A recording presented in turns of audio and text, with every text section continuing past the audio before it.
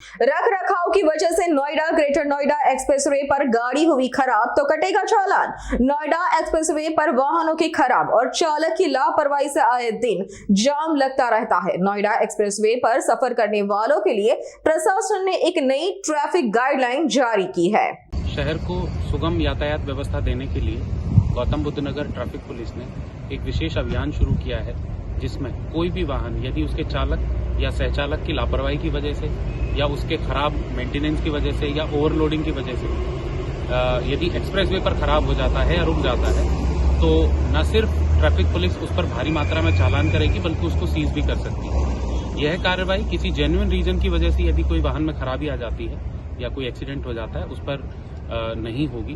तो किसी भी सामान्य जन को इससे किसी भी प्रकार से घबराने की या चिंतित होने की आवश्यकता नहीं है। सभी से ये अपील है कि यातायात नियमों का पालन करें ताकि सभी को अच्छी एक यातायात व्यवस्था इस शहर को दी जा सके। અમારી તમામ માહિતીથી અપડેટ રહેવા માટે જોડાયેલા રહો S9 ન્યૂઝ સાથે।